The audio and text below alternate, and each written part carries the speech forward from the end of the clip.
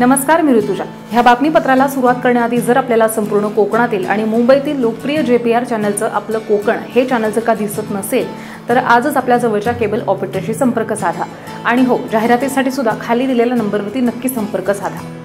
गणेशोत्सवाच्या काळामध्ये महालक्ष्मी म्हणजेच गौराई बसवण्याची परंपरा आहे आणि महालक्ष्मीची येवल्याच्या विविध घरांमध्ये स्थापना करण्यात येत असते आणि ह्याच महालक्ष्मीचे मुखवटे तयार करण्यात कारागीर सध्या व्यस्त आहेत आणि महालक्ष्मीच्या मूर्ती आणि इतर सजावट साहित्यांच्या किमतीमध्ये 30 ते 40% वाढ झाली आहे। येवल्यातल्या सुरेश विश्वंभर हे गेल्या 20 वर्षांपासून महालक्ष्मीच्या मूर्ती तयार करण्याचं काम करतात आणि महाराष्ट्रासह येवला शहरात गणपती उत्सवात महालक्ष्मी म्हणजेच गौरी बसवण्याची परंपरा आहे आणि हे मुखवटे तसंच इतर साहित्यांमध्ये आता 30 ते 40% वाढ झाली आहे।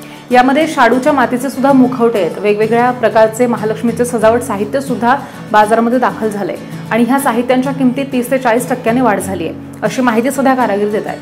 3 दिवस चालणारा हा महालक्ष्मीचा सोहळा आहे आणि ह्याच महालक्ष्मीसाठी लागणारे मुखवटे तसंच इतर साहित्यांच्या कामात सुद्धा कारागीर व्यस्त असल्याचं सध्या चित्र येवल्यामध्ये दिसतंय।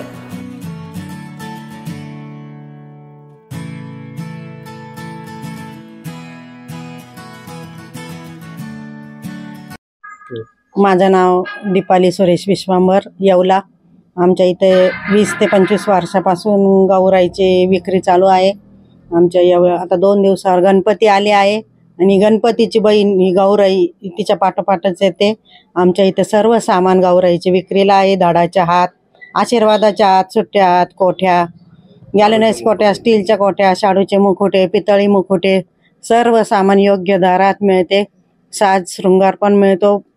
पितळी मुखोटे पेंटिंग करून मिळतात आणि ह्या वर्षी कच्च्या मालामध्ये 20 ते 25% दरामध्ये वाढ झालेली आहे। आम्ही याची सुरुवात 4 महिन्यापूर्वीच करतो। 4 महिन्यापूर्वीच आम्ही या मालाची तयारी आणि कच्चा माल तयार करतो। गौराईचे मुखोटे आम्ही 4 महिन्यापूर्वी तयारी करतो। कच्चा माल आणून ते तयार करण्याचं काम 4 महिन्यापासून चालू आहे। आता हा शेवटचा हात आम्ही त्याच्यावर मारतोय। पूर्ण तयारी झालेली आहे। आता गौराईची वाट बघत आहोत। सावराम विश्वंभर, येवला। माझ्याकडे गेल्या 20-25 वर्षापासून गौराईचे सामान मिळते। योग्य दरात असे सामान असते माझ्याकडं। शाडूच्या कोठ्या, शाडूचे हात, मुखवटे, गॅलनीच्या कोठ्या माझ्याकडं 1000 पासून तर 5000 रुपयापर्यंत साधारणतः एक गौराईचं सामान असतं। साधारणतः हात, कोठ्या वगैरे हे सर्व जर घेतलं तर 5-1 हजारपर्यंत सगळं मटेरियल बसतं।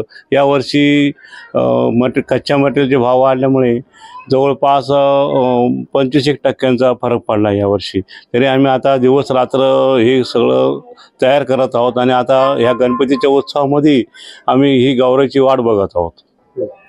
आमच्याकडे शाडू मुखोटे आहेत। शाडूचे बाळ, शाडूचे मुकुट आहेत आणि ते आता तयार करण्याचं काम हे आता अंतिम टप्प्यात आलेलं आहे।